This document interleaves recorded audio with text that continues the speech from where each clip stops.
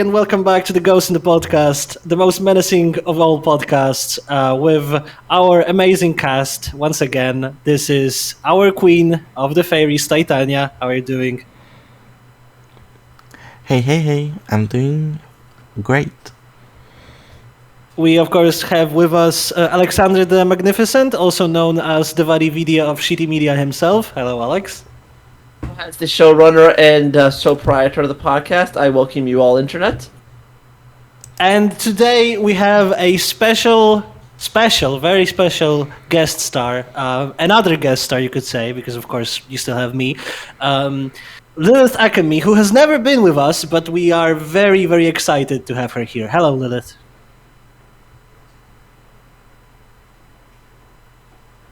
Lilith, you have to say something. You're on the podcast now. If this is a goof, then it's great, but you really have to say something.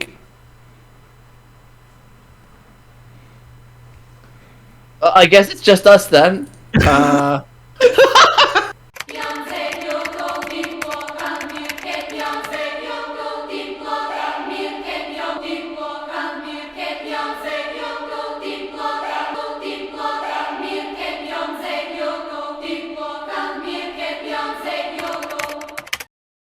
Are you having an issue? Are my processes malfunctioning? Oh, there she is. No issue. I'm just overwhelmed by how excited I am to be on this podcast. That's great. Okay, so let's get into it. Last time we've met, we were talking about the second season of Data Life. We managed to get through the slog that was the first part, the bigger first part. Now, of course, it's only been 5 seconds for us. We just took a 5-second recording break. Yes. Yeah. But you, dear viewers, you've been living with our content for about 3 weeks now, which is great. But then this weird woman just broke through the ceiling and demanded to be part of the podcast during our toilet break. It was pretty weird. She's holding us all at gunpoint, deciding that she has to be part of it. Yeah, Well, no, she's absolutely. I definitely didn't hire her to make you think that.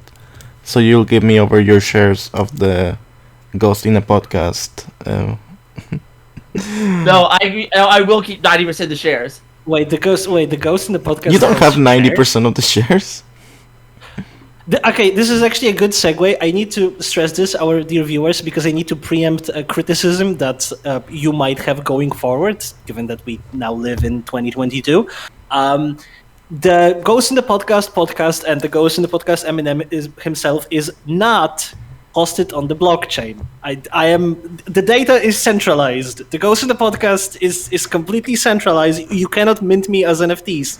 That's not an option. I'm sorry. I'm sorry, this technology, he is a soul currently necromantically raised within a computer.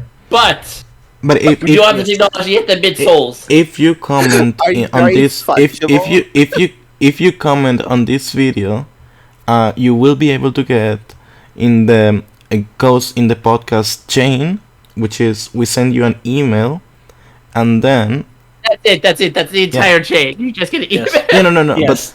But it's very safe, because the only way for us to for anybody to confirm if it's actually a Ghost in the Podcast token is if we say it is. But if we Yes. don't say it is, it's not a token. It's like the JBread coins. It's Yeah. so secure. The way you find is you find one to bust, and then we have to look at the coin and be I was- yeah, that's a coin, or either no, that's not a coin. That's the only way to secure it. I was ripping him off. Now they're gonna know what the person I'm ripping off the idea from. Come on. No. But Titania described the mechanism by which this podcast and our chain is made already more secure than all existing NFTs. blockchains. So Yeah, all NFTs. Okay, the thing about NFTs is that they are fungible. It's just Yes. Just like the Ghost in the Podcast, me, Eminem, which is a weird philosophical quirk. You'd think that a soul would be not fungible, but it actually is very fungible, as we've proven. They tried to turn me into a blockchain, but apparently you can't divide souls into that small bits of code. You just have to cram it all in. if you're a crypto bro and you have any problems with what we said, you can just put it in the comments. Now we're going to talk about something that has real value: data life. Data live hasn't. Okay. Yeah. Whatever. Remind me where did we left off last time? What happened in the We're story? now starting the second arc with the Bi Girl. We're starting the second arc. Shiro now has girlfriends that are twins. One of them is HK47, and the other one it's a tsundere. But has, By the way, during the bathroom break, did you look up who HK47 is, Eminem? of course you didn't. Of course I did not. I still have no idea who that is. But I hear that it's a great character or something from a game or something. The details elude me. Lilith, can you kill him? You have a gun pointed at all of us. Why don't you put it at the server that his hole is hosted on and pull the trigger? Listen, I don't know how to kill a fungible token. See? I outsmarted you by dying and being transplanted into a machine. Yeah, and now you're property of a successful podcast, hopefully. Anyway. You all know a podcast with more than 20 views consistently is successful. Okay, I have to say, Shiro's name, it's actually spelled with a D, which I did not expect. All this time I thought it was an R. You actually okay? I thought that it was just your accent. I had no idea you actually thought his name was Shiro. Oh no, it's okay. Anyway, do we talk? Okay, we should talk about it like the show represented. There is a spatial wave in a train station, and then a spirit is found in a singing. What's it called? You know, it's a spirit in like a abandoned music place. Wait, it's abandoned? I thought it was just very popular and hard to get to. Well, I mean, it's bad because there's a spatial quake. Oh, okay, yeah. The word you're looking for, I think, is a theater. But before that happens, because we skipped a moment. Before that, we are introduced to the driving conflict of this season, which is that we are in school where everybody is, and we are presented with the idea of like a cross school festival that's going to be happening, and the school that our characters Isn't belong that afterwards? No, that happens before. Okay. Yeah. First, what happens is that we are introduced to this idea of a we're introduced to the idea of a cross school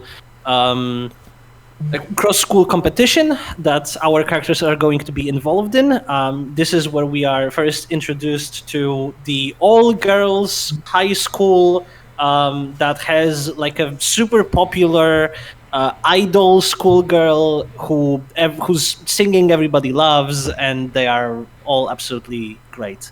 And they think that she's amazing at singing, and that's it. Then the spacequake happens. Yeah, and but before that, actually, there's also a small scene with Origami, and her restrictions are finally lifted. And there is a new ACT leader that is antagonizing of the other captain. Yeah, but yeah, the spatial quake, the real meat of the story. There is a spirit singing that's called her code name is Diva or Princess, depending on if you're watching. Diva. Princess is the first one. It's Diva. Wait, who is Princess? Diva. Yes, Princess is Toka's. Spirit name. Oh, okay. That makes. Now I get it. Okay, that makes sense. No, they're like, this isn't Princess. This is Diva. Yeah. Right. Okay. Which, by the way, why don't they ever brief the guy whose job is to do all these spirits? Why do they not brief him on literally any of the ones they know about prior to him meeting them? There's probably too many to count, and there's like, what are they going to say? Like, there's like 26. That's not too many they count. Okay, but like, what are they going to say? The spirit can like that they cannot say it like in the moment. I don't know. Like, okay. Anyhow, there's never like Shido's never like in a bad spot because of lack of information, like, or the information that they don't have, it's like not really like something they have beforehand also. So I think it's he's constantly in a bad spot because of lack of Good information. information. yeah, but Just they don't have the information he lacks to inform him about it. no, Kotori explicitly very often does and just doesn't give it to him. No, because but they have it afterwards once he needs that No! information. Katori's like, oh yeah, Diva! Implying she knows who Diva is. Yeah, but like, okay, let's just. Shiro goes there. She said, "Hey, girl, I like your panties," and Miko is having none of it because she's gay, but not Yes. actually. Okay, And we find out later. To get into it a little bit. So Shido appears on the stand, and at first, before the diva spirit is able to see him, she has a positive reaction to the person, and we can see that the love meters are at normal levels. But then, when it is revealed who he is, by which we mean he is a guy, the love levels suddenly start dropping. And it doesn't matter what. I do have some Wait, questions. Are we Why? just abbreviating the most important part of this plot? Because that hasn't happened yet. Yes, but this is that is going to be where all of this is. All of this is devoted to. The Yeah, sheer- We're literally 7 minutes into this plot, Lilith. Eminem, you literally talked to us for 2 hours about how we don't need to derail the podcast. So let's not. I am not derail. gonna, and I am not gonna derail the podcast. Yeah. We're doing a play-by-play here. Yeah. Right. Yeah. So- So there is something I want to say about that scene though. Miku, like, does Shido have like a very feminine voice in the sub? Because in the dub, I find it very not understanding why she thought it was a girl there. Before. He sounds pretty androgynous, I guess. He has a fairly feminine voice. Well, I mean, as we will find out later, he has feminine voice enough to pretend to be a girl. So No, because he has a voice changer later. right. I guess we okay. can bring it up later on. Yeah, she. Okay, I will just say that the wiki is a little bit strongly worded. It says that Miku hates all men. Yes, she is in the sub. She's explicitly called a hardcore lesbian, I think. Yeah, not in the dub. In the dub it just says she swings Yes. the other way, which is okay. The sub is definitely more problematic. I will say that. And I will it say, even- as someone who has read half the book, I explicitly read half of the book of this arc, only half of it. Yeah. And the important part is that this is not in the book. This is all added by the subtitle anime. And what do you guys remember the tagline from the first episode? Yes, yes. Well, we also of course have to have the taglines that appear whenever the opening is playing. Yeah. And I think this one was the one that read Yuri, the hardcore world of perversion or something like this. Yes. Yeah. That's what it reads. That's what it reads in the Japanese version. Yuri, the hardcore Oh world of no! perversion. Sorry, not the hardcore. The height of perversion. The height of perversion. Yes, Oh my yes. God. This is peak perversion, everybody. Yeah. This I, is- I like how matter of fact they are. Like, okay, but I'll get more on to my insights from reading half of the book later.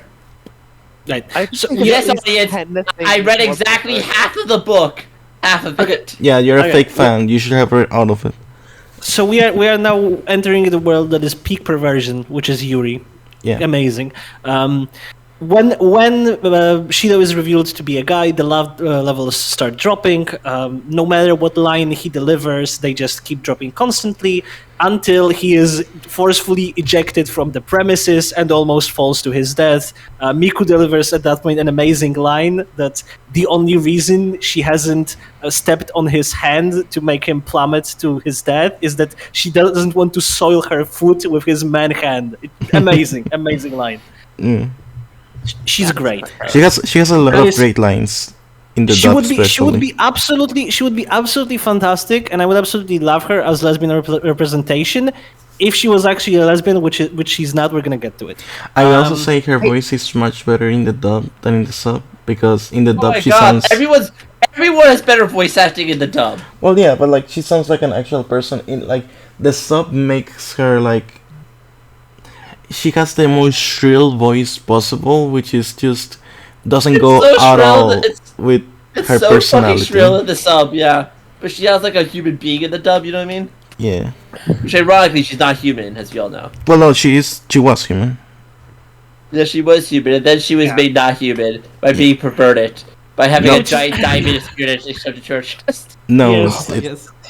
because she became it. Whatever. You know he's joking. I would. Lilith, I know that this probably sounds great to you because it sounds like the implication is that being gay makes you a extraterrestrial spiritual being. That's not the case. That That's does not not sound great to me. okay. Okay, good. Because Lilith, even can that you- is not the implication. It's not nobilified like that. It's not. No, it's more just extraterrestrial shove diamonds into you, and you become an alien, I guess. Yes, her being a lesbian is completely incidental to it. Yes. You know, I just watched this movie called Spring, where a guy falls in love with an eldritch tentacle monster. And at one point, Nice. he's like, "What are you?" And in a like kind of offended voice, she's like, "Human, of course." Like what? Like what? You're gonna question my humanity just because I sprout tentacles every once in a while and like maybe kill? Like what? You dick? Maybe Yep. maybe he was just asking. Lilith is pro murder acceptance. Maybe he was just asking, "Are you a sub or a dom?" Honestly, that's the most important question in any relationship. The most Yeah. important question. And that is a reasonable question to ask of a mass of wriggling tentacles, I think. Yeah. Mhm. I would like to know if the wriggling mass of tentacles that I am trying to get down with at this very moment is into doming me or is into being a sub, because that changes a lot. That They could also be opens up- they could also be a switch. Don't forget about them. that's why I said at the moment, because yes, I mean also from my own perspective, I could sometimes be into being domed by a mass of tentacles, but also sometimes might be into doming a mass of tentacles. It's it's a good question to ask, is what I'm saying. Yeah. We've already established It should be origami is the better. platonic ideal switch. Yeah. If And Shiori got dominated by a massive tentacles, that would make this show so much better. Speaking of Shiori, which is actually Shiro in disguise. Right. Okay. Yes, we. But we're Yes, still not that's- there yet. Play Yeah. by play. Yeah. But we're getting there. We are getting there shortly. Kotori, Oh, with Kotori, win Kotori finality. says, "Okay, Shiro, you have to cosplay as a girl." And the great thing is that for some reason The Toka, book, Toka is still attracted to Shiori, with a girl, or at least like. No, like, she sees like- you. but She like, just sees you in disguise. She's like, "Why are you dressed like that?" Instantly. no, I'm talking about Toka. Yeah, Toka Yes. sees through it. Toka Wait. sees through the disguise immediately. Toka? Are you? Yes. Don't you Toka think? and origami both see through it immediately because, of course, they do. I thought Toka didn't know yet. Huh. No, Toka knows.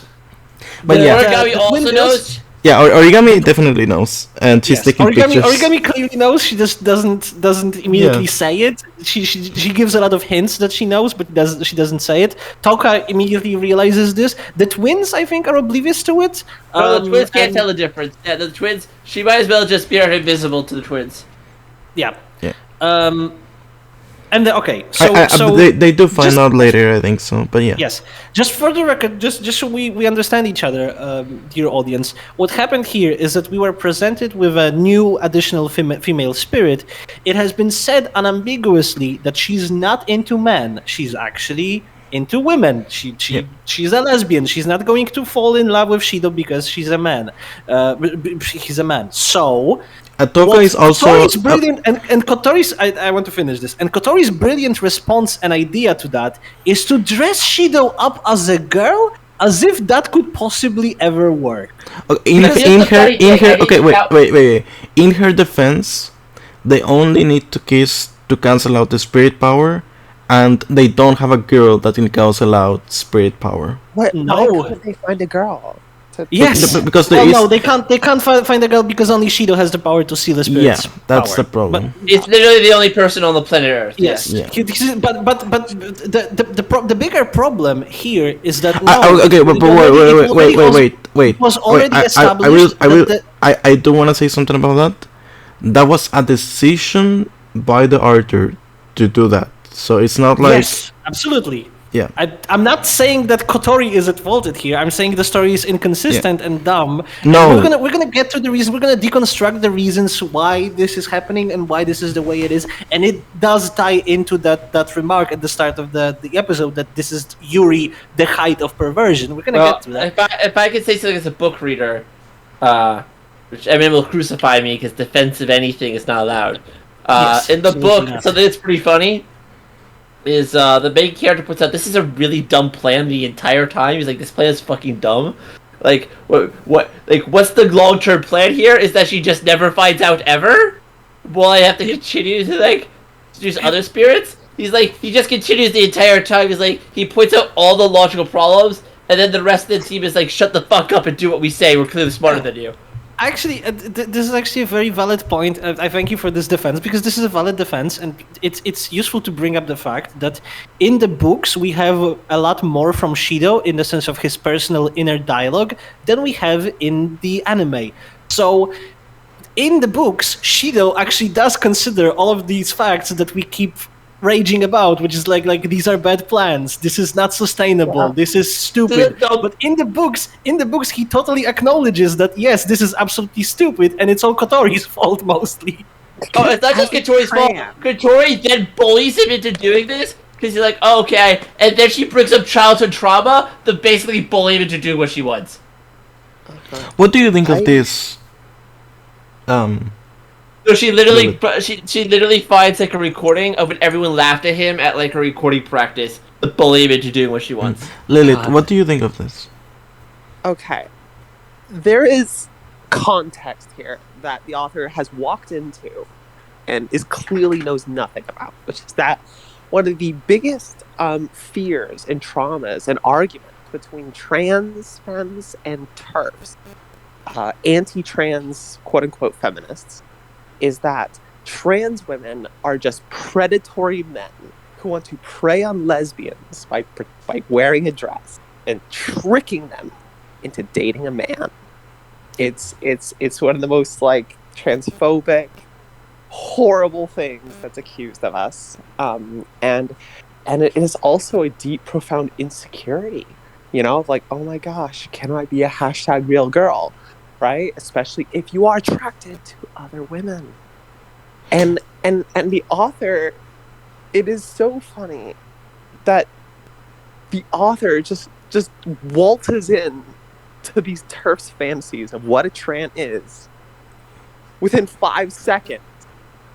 But it's just, I guess, their idea of what it's a cis guy doing it, who gets to also transition perfectly, who gets the voice, gets the skin, who gets the outfit and the body. He looks perfect as a pretty girl and sounds like a pretty girl, and gets to live as the monster we've always feared that we are accused of, while also being hotter than us and getting everything we've ever wanted. Yeah. It is so weirdly perverted, and it just shows like it is weirdly perverted in a completely different way than they intended it to be, but it's no less horrifying. Yeah. Now, the interesting thing is the book is, I think the book is trying to say gay rights are good. I don't think it's doing it very well, but I think that's where the heart of the book is trying. The message is trying to say. Okay, but I also want the main character. He's not homophobic. After all, he's not superstitious. I like him joking. This is his actual explanation for why homophobia is bad, because superstitious. Guys, Alex, Titania, I also want to know your opinion about this because for reasons. I think that's about the totally valid take if somebody has it. What's your take? I would say that Shiro doesn't like transition perfectly. She is like all makeup and cosmetics, to be fair. Which, I mean, most women are also, if I'm being honest. But like, yeah, like we do need makeup to actually look like what, you know, society expects of us. But Shiro also has to use like a device to change their voice, which is I wish that existed in real life, you know. And there there is a scene later on that I would like to talk about, which I think it's important to talk about later on, which I think that's when I will give more of my thoughts about it as a trans person myself. But like yeah, I do think that's a very valid take, and I wouldn't say it's like I understand like a knee jerk reaction is to say no, this series I like has no flaws and cannot bring up any trauma, but it's not about if somebody is good or bad. It's about the content inside the work and what it can call into in other people. I am sure you could find other trans people that didn't have that reaction, but I think it's valid to take that in. And I personally didn't have that reaction, but I can see how one might do. And I think it's important just to have empathy in that way. I'll, I am sure, like, you, there is something about, like, as long as we have empathy, we can save the world, you know, and really, like, understanding each other is better than just yelling at each other about who is right or wrong. Speaking of, I know this has all been one long recording session that's never ended, but I just realized you haven't done this yet. Please subscribe and ring the bell. Yes, please do that. Absolutely.